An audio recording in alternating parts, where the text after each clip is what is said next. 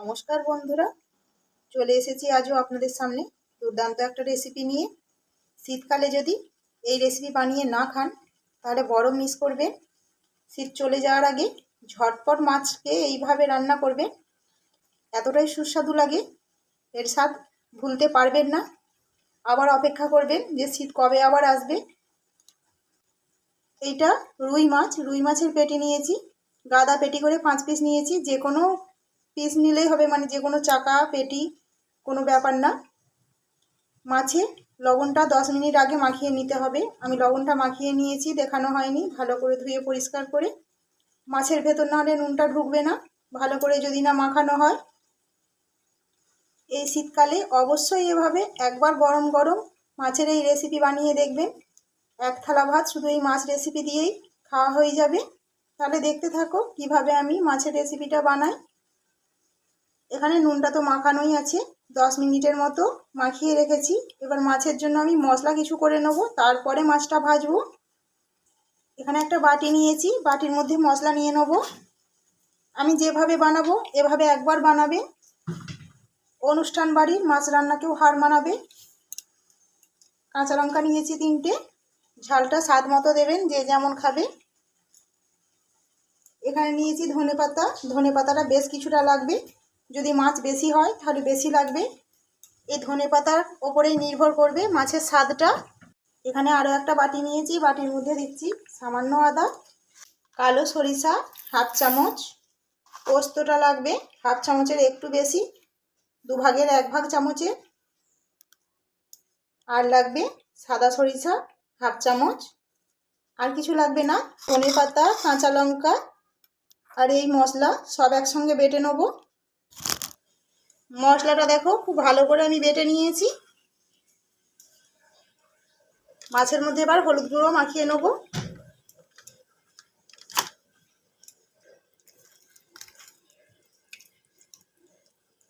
হলুদ গুঁড়োটা খুব ভালো করে মাখিয়ে নিয়েছি মাছের মধ্যে।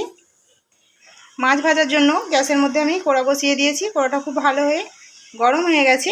এবার কড়ার মধ্যে দেব সরিষার তেল।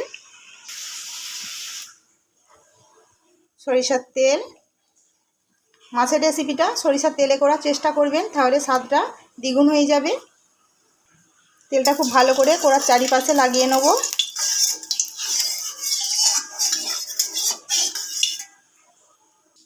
এবার মাছগুলো ভেজে নিচ্ছি। সব মাছগুলোই একেবারে ভেজে নিচ্ছি।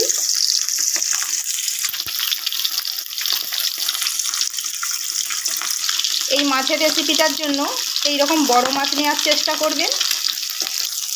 মাছগুলো এক পিঠ ভাজা হয়ে গেছে, অপর পিঠটা উল্টে নেব।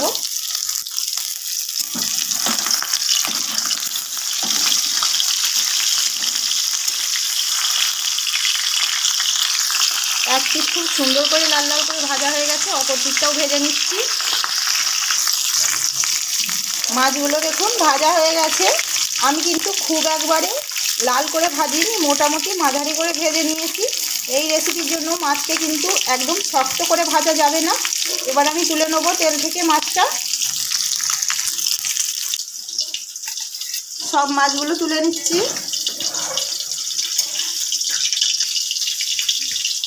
আমি মাছগুলো খুব কড়া পাক করে কিন্তু ভাজিনি। সব মাছগুলো ভেজে তুলে নিয়েছি।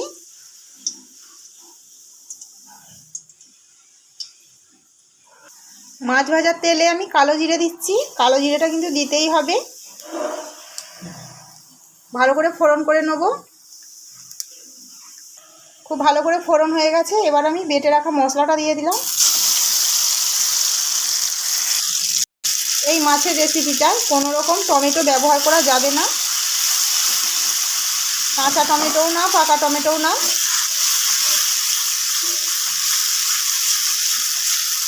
খুব ভালো করে কষিয়ে নেব। মশলার মধ্যে দিচ্ছি কাশ্মীরি লঙ্কা, আর লাগবে হলুদ গুঁড়ো।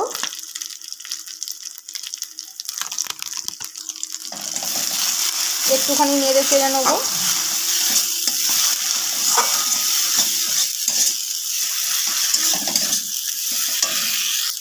মশলার মধ্যে আমি সামান্য 2 চামচের মতো জল দেবো। জলটা দিয়ে আবারও ভালো করে একটু কষিয়ে নেব। মশলা থেকে কি সুন্দর তেল ছেড়ে গেছে দেখুন। গ্যাসের আঁচটা একদম কমিয়ে 2 মিনিটের মতো মশলাটা কষালেই এভাবে তেল ছেড়ে যাবে। এবার মশলার মধ্যে দেবো পরিমাণ মতো জল।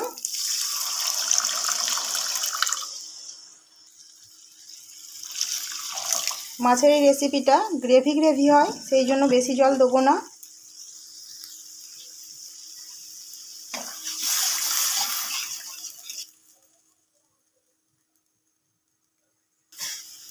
লবণ স্বাদ মতো। ঝোলটা খুব সুন্দরভাবে ফুটে গেছে। এবার মাছগুলো দিয়ে দিচ্ছি। মাছটা দেওয়ার পরে গ্যাসের আঁচটা মিডিয়ামে রেখে মাছগুলো 2 মিনিটের মতো এই ঝালটার সঙ্গে ফোটাতে হবে।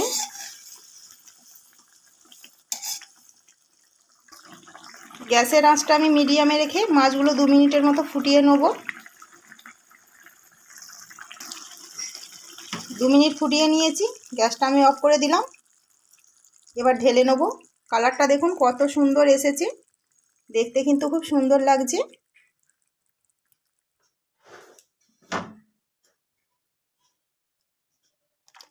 কতটা খালি সুন্দর দেখুন বন্ধুরা।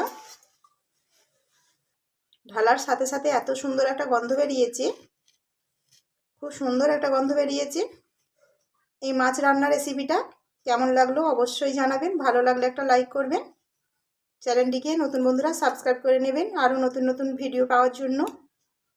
আর অনেক অনেক শেয়ার করবেন ভালো যদি লাগে। ধন্যবাদ।